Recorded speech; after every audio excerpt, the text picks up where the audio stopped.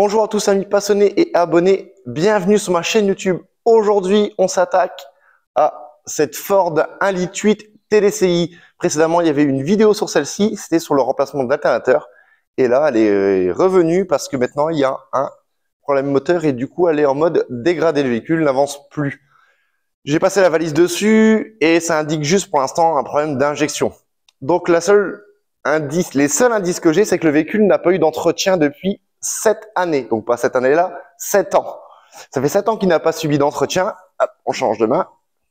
Et du coup, on va commencer par une bonne vidange avec le remplacement de tous ces consommables, tous les filtres, de la nouvelle huile, tout ça. Et on verra parce que si le filtre à gasoil, ça fait 7 années qu'il n'a pas été remplacé, et peut-être que ça vient de là. Mais on commence par là. Donc là, aujourd'hui, ce sera un tuto sur la vidange sur cette 1,8 litre TDCi, sachant qu'il y a des variantes sur le 1,8 litre TDCi. Au niveau du filtre à air, il y en a des ronds et des plats. Celle-ci, ça sera un plat. De toute façon, je vous montre sur l'établi au niveau des consommables ce qu'il faudra. Au niveau de l'outillage, il n'y a pas d'outillage spécifique. S'il y en a, je vous le préciserai au fur et à mesure de cette vidéo-là. Et j'ai du mal à parler. Et donc voilà, et après on verra bien si la panne persiste. J'ai ma valise, on acquittera et puis je ferai un essai et on verra bien si ça peut aider. En attendant, je vous montre ce qu'il y a sur l'établi. Après, je vous montre sur le véhicule les différents points, du moins pour regarder ou remplir, etc. Et puis après, on attaque cette vidange. Donc du coup, pour la vidange, il vous faudra de l'huile. Là, la personne a pris de la 530. On peut prendre aussi de la 540. Pour moi, ça sera la même chose par rapport à cette année du véhicule là, ça suffira. Il me semble même que de la 10, ça passerait aussi. Mais il faudrait vérifier sur la RTA. Après, il vous faudra ici le filtre à gasoil. Donc celui-là que on verra bien l'état, mais je pense qu'il doit être vilain pour plusieurs années. Le filtre à huile, le filtre ici à air. Donc là, c'est un plat. Là, il y a le filtre habitacle à remplacer aussi.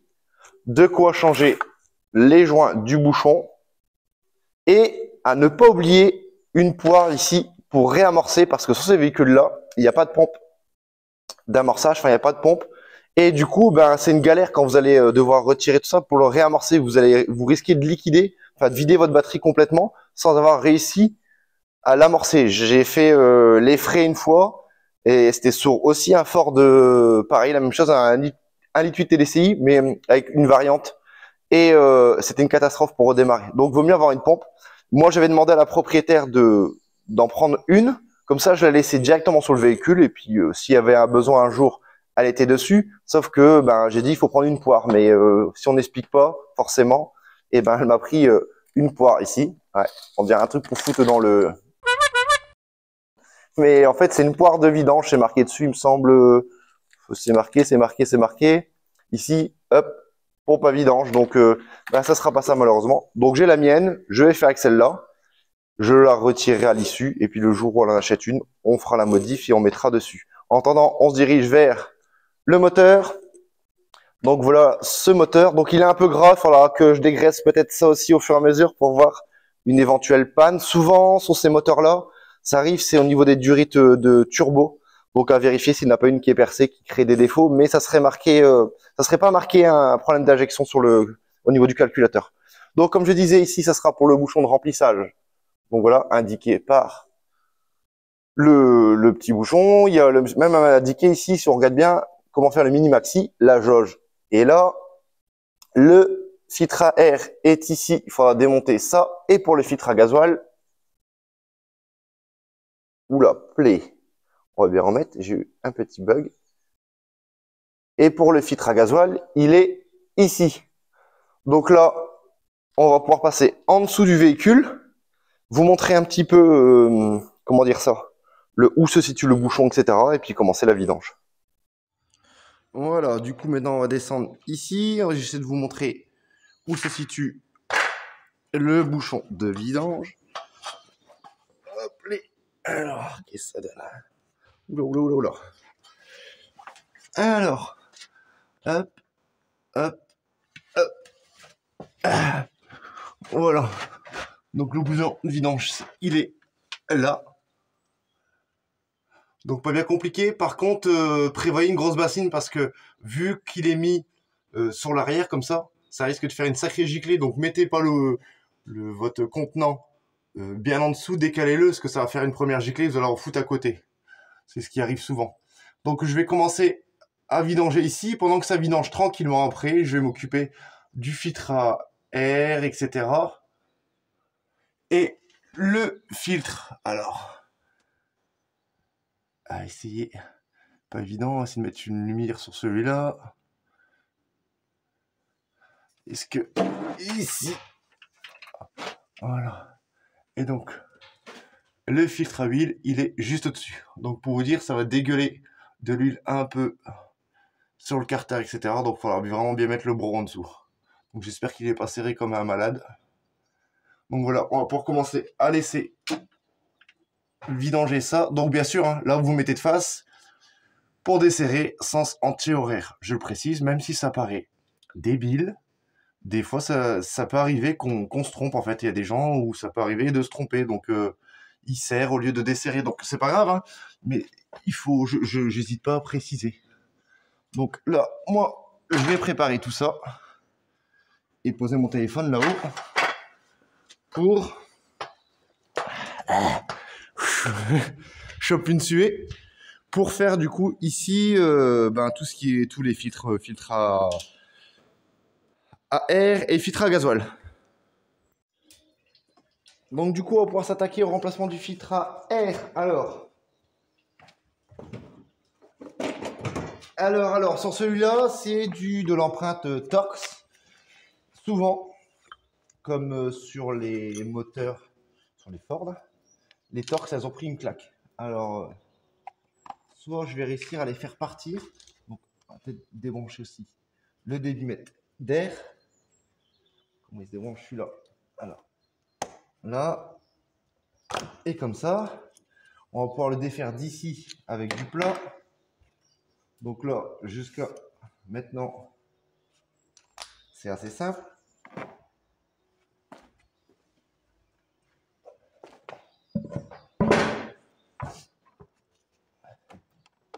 Il va falloir retirer ce couvercle.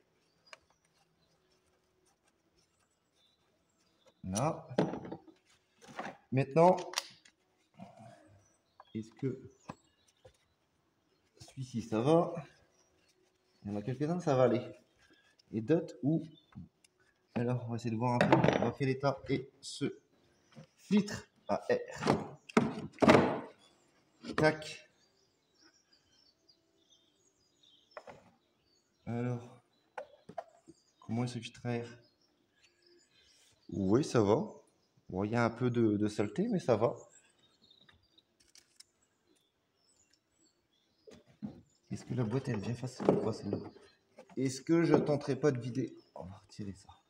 On va la retourner pour enlever tous les petites merdes qu'il y a dedans. Sinon, vous prenez un aspirateur. Oh ouais, elles s'enlèvent facilement.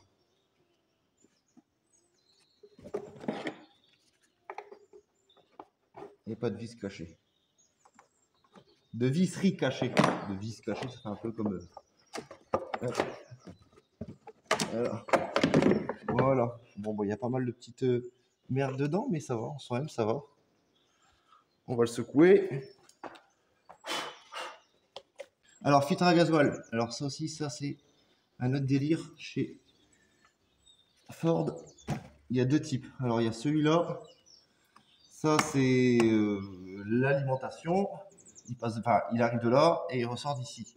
Et là, alors que je me trompe pas, c'est un système un peu spécial. Je sais pas si vous voyez quelque chose ou pas en fait. Vous voyez couille là?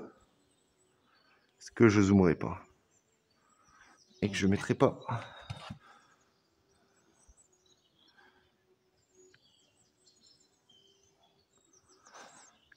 Là, c'est mieux. Alors, le premier pour le décrocher, c'est deux petits trucs ici. On appuie là, il vient tout seul. Donc, pas compliqué. On peut même le retirer d'ici si on a besoin. Et ça sera pas mal pour pouvoir alimenter en fait. Lui mettre la poire. Et là, c'est quoi ce système-là? Il faut appuyer dessus ou pas? Non, il faut le lever, je crois, premier écran. Ah, c'est des trucs, mais c'est casse-couille en fait. Là, il y a trois sortes. Il y a celui-là, il faut appuyer. Celui-là, il y a encore un autre système. Et celui-là, c'en a encore un autre. Ah, C'est ça, on décolle là et on appuie ici derrière. Et là, normalement, voilà, le voilà. Donc, on tire cette languette là et on appuie sur celle de derrière. Je sais pas si on voit quelque chose ou pas. Donc là, on tire celle-ci et on appuie sur celle de derrière. Donc là, on enlève le bout de tuyau. Ça me servira pour pouvoir venir piquer après pour réamorcer. L'autre système, encore un autre. Alors là, c'est quoi celui-là? Il faut appuyer quelque part dessus. Voilà. Donc celle-ci, elle est en position comme ça. Il faut lever le petit téton là et venir après appuyer. Encore un autre système. Bon bref. Là, on débranche ici et on va pouvoir... Est-ce qu'il va celui-là? Voilà. Ouais. C'est de l'énergie. Alors, hop, hop, hop, hop, hop. On va se diriger vers sur l'établi. Ce sera plus simple pour vous montrer. Donc voilà le filtre à gasoil. Donc je l'ai retiré. Après, on peut le laisser sur place, hein, mais ça permet de bien pouvoir nettoyer tout ça à l'intérieur. Donc là, on dévisse. Donc, que je dis pas de bêtises, il faut essayer de garder. Donc ça, si on le retire, ça c'est la prise où qui est fixé sur le bloc. Et essayez de garder que ce soit en face en fait, comme ça, parce que sinon vous allez perdre un petit peu la notion de où est situé, sachant qu'il peut tourner dans tous les sens. Et ce qu'il y a théoriquement, des fois, il y a une petite flèche. Là, j'ai une flèche. Là, il y en a une. On va regarder si on voit une petite flèche dessus ou pas pour indiquer l'endroit. Donc là, il y aura un remplacement du filtre et le joint est fourni avec. Celui-là est bien noir sur le dessous. Hein. Et j'ai des morceaux tout dedans. Franchement, il est dégueulasse. Il y a des morceaux dedans. J'ai des petits bouts. Donc, est-ce que c'est pareil? Il laissait bien passer le carburant, ça. Donc là, nettoyage bien comme il faut. J'espère que le réservoir n'est pas trop pourri non plus. De toute façon, ça lui fera pas de mal. Donc là, moi, j'y vais en nettoyant enfin. Donc là, ici, je vois qu'il y a une petite flèche. Donc c'est peut-être une petite indication par rapport au capot. On s'est trouvé un petit chiffon pour nettoyer ça correctement. J'espère que vous m'entendez bien, parce que j'ai pas mis mon micro, parce que sinon je vais me buter partout, je vais l'éclater. Déjà qu'il est en galère ce micro. Alors, qu'est-ce que ça donne? C'est pas mal. Par contre, il y a toujours du caca ici en bas. Hop! Dans les yeux. Délicieux. Ouais, c'est pas mal là. Donc celui-là, on va laisser sécher. Celui-là, donc le filtre. Ouais, comme je disais, le filtre, il est pas joli. Hein. Des morceaux, je sais pas d'où ils viennent ces morceaux. Donc, ce serait pas étonnant que... Je vous montrerai la cuve après tous les petits bouts qu'il y avait dedans. C'est vraiment pas joli. On va nettoyer ça. Donc là, il y a un joint là et un joint sous le tour à remplacer.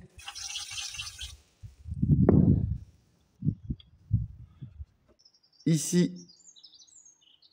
Ouais, super. On voit couille. J'ai pas de lumière. On va mettre un peu plus de lumière. Là, c'est mieux. Donc là, on a une petite flèche et ici, on a notre flèche là. Donc ça, il faut que ce soit aligné quand vous allez tout remonter l'ensemble parce que sinon, il va être en décalé et après, ça va être compliqué pour pouvoir le réinstaller et pouvoir brancher les tuyaux dessus. Est-ce que déjà il rentre dedans?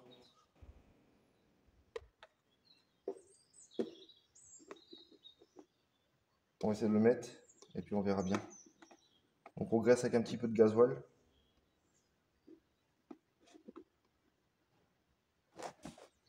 On va le positionner.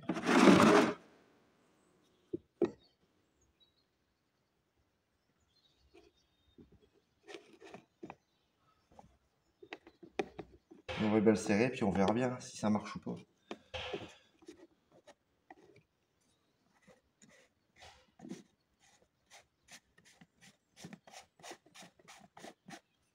Donc, tac, la flèche qui est là avec là, ici, et on vient le serrer.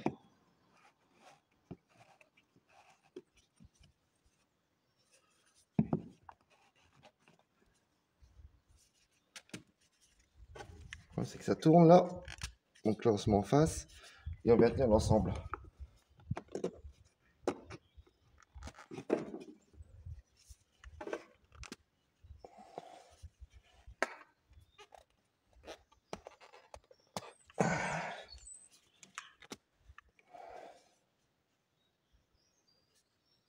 En attendant, j'essaie de vous montrer un petit peu l'état où il y a des morceaux dedans. J'espère qu'on verra ça ici. Là, on voit, il y a plein de morceaux noirs. Il est vraiment dégueulasse. Alors, est-ce que c'est ça qui causait cette panne? On verra bien. On verra bien. De toute façon, quoi qu'il arrive, elle avait besoin de son entretien. Lui, il était vraiment, par contre, elle dégueulasse. Lui est dans un état, mais vraiment abusé. Donc là, celui-là, on va le remettre. Alors, on va essayer de zoomer. Oup. Voilà. On va le repositionner. Donc celui-là, hop, il vient s'enclencher. Ici, comme je dis, du coup, là, c'est complètement désamorcé. Il n'y a pas de pompe, il n'y a rien. Donc là, il laisse tomber la misère pour venir tout réamorcer. Donc si vous n'avez pas de pompe, là, ça pue. Ça pue le cul.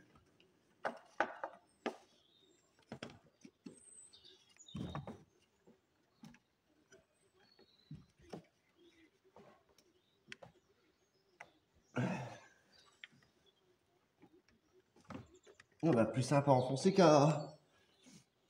Comment dire ça? Qu'à venir mettre. Donc là, on remet celui-là, ici. Bah non, je l'ai pas remis. Ah!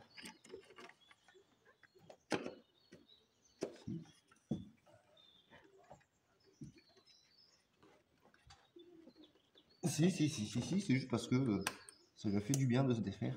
Donc là, on reclipe celui-là. J'ai oublié. Oh.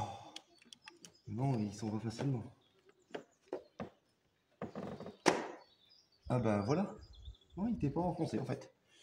On va essayer de trouver de quoi pour pouvoir pomper, messieurs.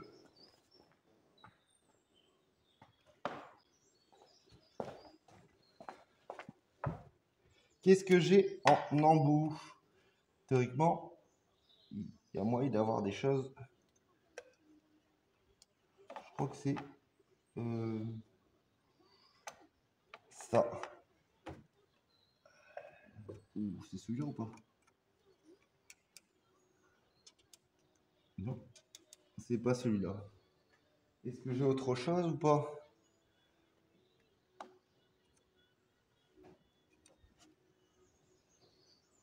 Ah non, c'est celui-là. Yes. Donc je peux remettre celui-là.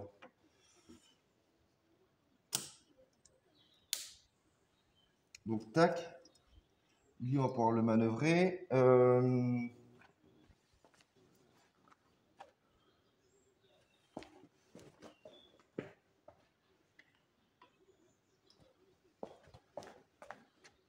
Donc comme je disais, on peut, hein, c'est prévu pour modifier et venir directement ici préparer une petite pompe et qu'elle reste en fixe. Comme ça, s'il y a besoin, quand il y aura des futurs vidanges, et ben ça reste en fixe. Donc là, celui-là, elle, normalement, elle se clipse dedans et je vais pouvoir le foncer ici. Enfin, le foncer. Voilà. Pour pouvoir l'amorcer. Donc là, voilà. Parce que sinon, pour redémarrer, ça va être une catastrophe. Donc je guette quand même que j'en fous pas à côté.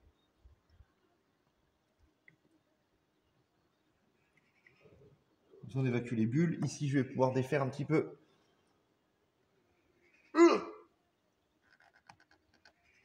Bah, pour pouvoir évacuer derrière de rien du tout. J'arrive même pas à défaire.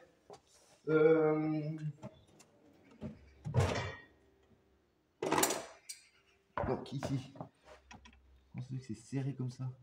Essayez de pas l'abîmer non plus. la petite purge.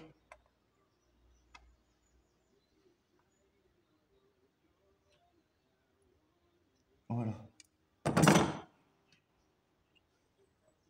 Hop, voilà, le carburant, il arrive. Voilà. Ici, on est pas mal. On repompe un petit peu.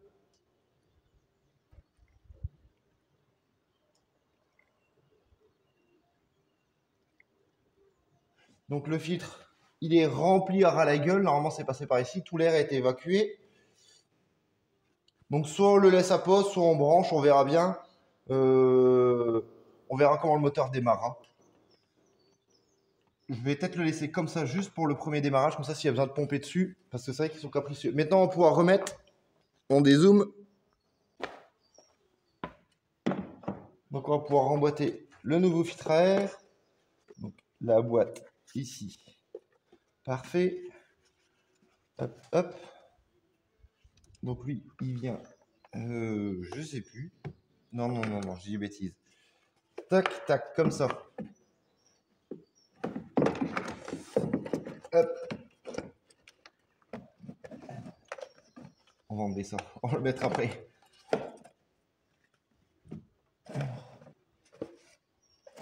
Voilà. Lui, il s'enclenche dans son truc en dessous. Parfait. Et on remet le petit ici élastique.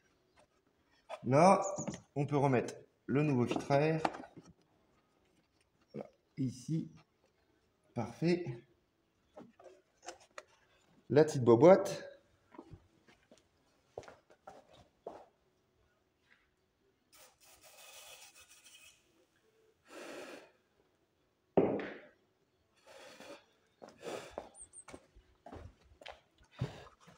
Tac. Ici, il ne faudra pas oublier de rebrancher. Ici aussi, j'ai pas rebranché le capteur. Hop, ici. Et le débitmètre aussi à rebrancher. Donc là, on réenquille d'abord là, ici. Parce que sinon, après, ce sera un petit peu plus compliqué. On essaie de faire, de se mettre droit. Voilà. Celui-là.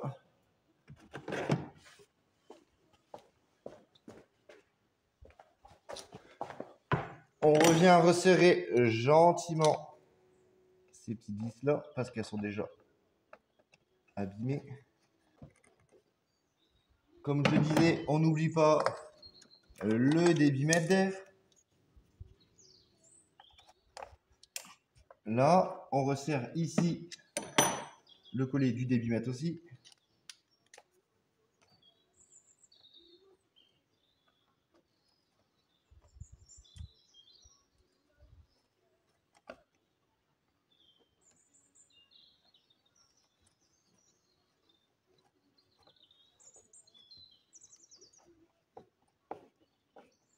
Voilà, on ne serre pas trop fort. Ici, on remet celle-là sur le filtre carburant.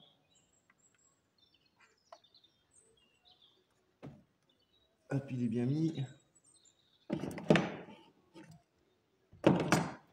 Un petit coup de nettoyant en frein. Ici, sous le filtre à gazole, comme j'ai...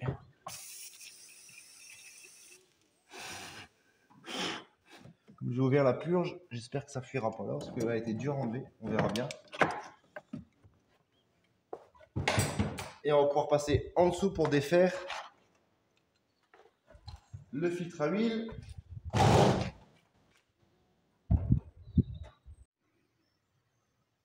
Donc voilà, là on est en dessous, tout s'est vidangé. Putain, l'huile est vraiment dégueulasse. Elle est vraiment noire, elle va colorer dur sur les doigts. Donc là, je vais remplacer, je vais nettoyer un peu là et je vais essayer de défaire le filtre à huile en espérant ne pas vous cacher la vue. J'attends que la goutte tombe, la dernière, hop, voilà. Un peu de nettoyant frein. Là, ici. Donc, là, le joint est resté dessus. Sinon, c'est un joint, si j'arrive à voir.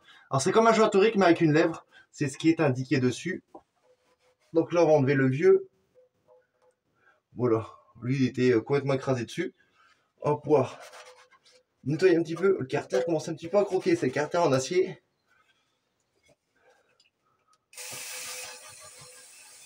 Hop. J'adore le nettoyeur frein. Donc, on essuie. Et on vient mettre le nouveau bouchon. Le nouveau joint. J'ai de la merde.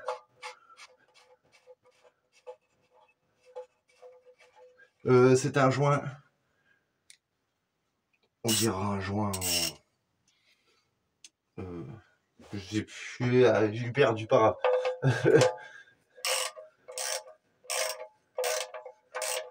un joint en caoutchouc. Ouais, j'ai du mal à sortir. Donc on le serre pas trop fort, ça sert à rien. Voilà. Pas plus. Et on va essayer de s'attaquer à celui-là pour le sortir. Donc, ma clé, comme je disais, je l'avais préparée au niveau de la forme, juste pour gagner un petit peu de temps. Et non, je vais la resserrer parce que sinon j'aurai 15 000. Donc là, je la mets dans cette position-là, il faut que je la tire vers moi. Si j'arrive pas avec celle-là, c'est pas grave, j'ai une autre clé. Oh bah si. Et il était vraiment pas serré fort. Alors est-ce que c'est pas lui qui laissait du dégueulasse partout aussi c'est bien, on dit de pas serrer fort, mais bon, il y a quand même des limites. Et là, je fais le cochon. C'est pas grave.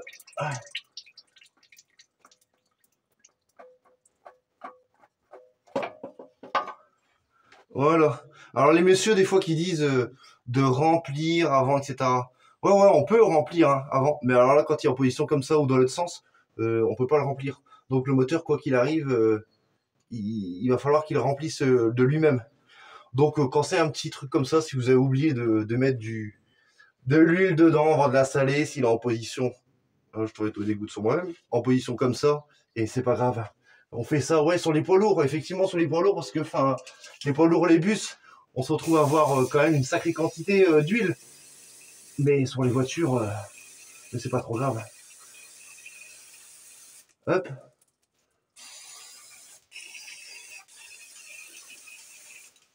Tac. Là, ça coule un peu de partout.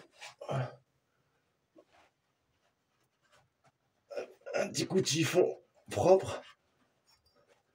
Bon, j'ai pas bombardé non plus dedans, parce que après ça s'évapore, hein. C'est du nettoyeur fin, ça s'évapore. Donc j'ai foutu un peu de gras, donc on peut mettre un peu d'huile dessus aussi. Bon, j'ai un petit peu une petite graisse qui va bien, une graisse. Ouais, c'est ça, une petite graisse qui va bien. Donc là, je remets en place et là on le serre à la main.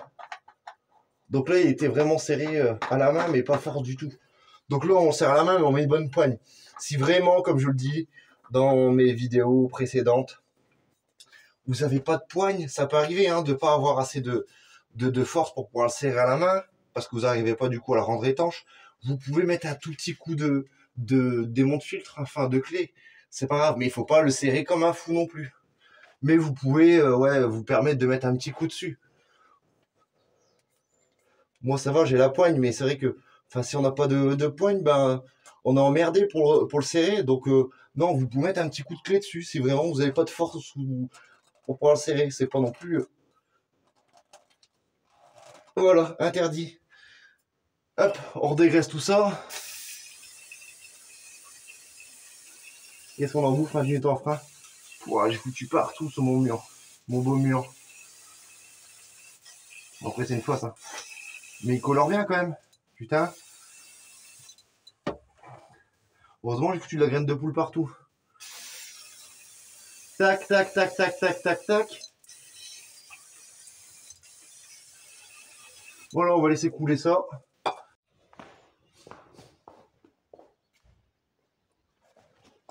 Donc maintenant, on va pouvoir commencer à remplir ce moteur, à savoir du coup sur la jauge, hop, que je montre ça. Et non, j'ai encore une fois pas de lumière.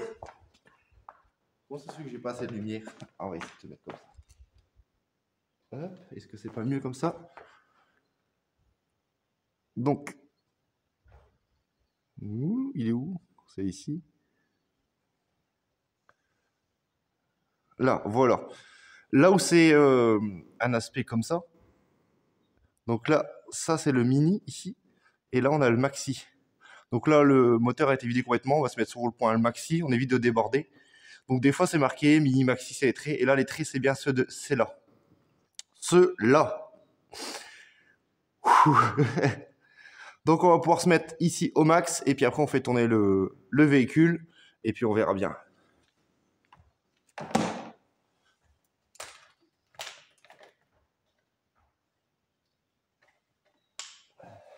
Donc il me semble que sur celui-là, je pense que le bidon à mon avis il va y passer. Il y a une belle quantité d'huile. Donc là j'ai mis à peu près 5 litres, enfin j'ai mis 5 litres. On fera un ajustement s'il y a besoin quand on sera un peu plus sur du plat. Mais je pense que 5 litres c'est pas trop mal. On verra ça après. Ouais, on va essayer de mettre ça droit. Ouais. Bref.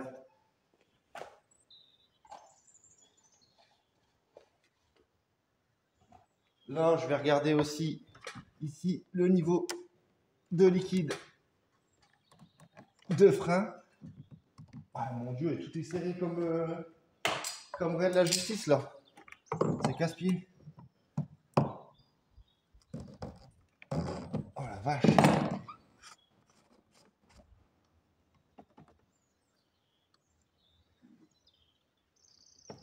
Donc c'est pas trop mal pour le liquide de frein, on est bon.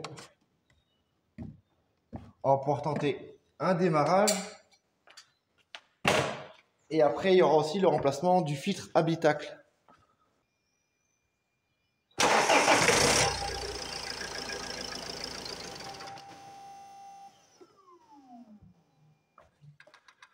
Voilà, comme je disais, ça a coupé. On va repomper un peu.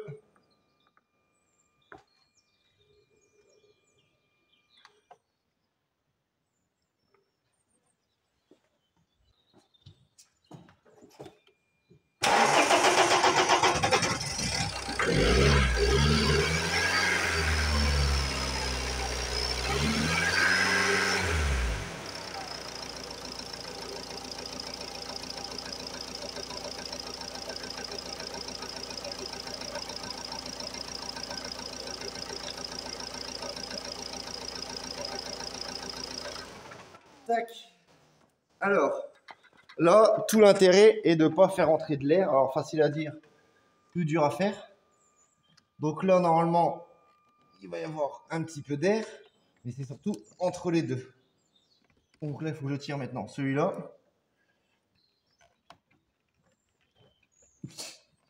Voilà. Hop. Tant pis, hein, ça fait du carburant, mais bon, de partout, mais pas le choix.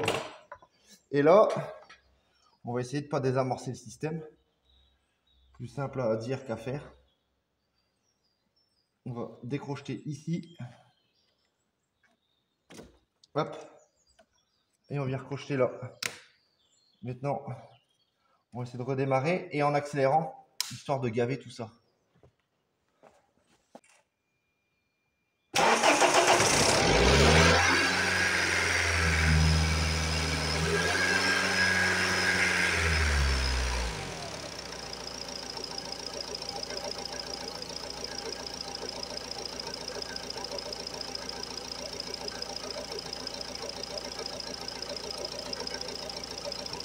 Voilà, on vient contrôler un peu tout ça.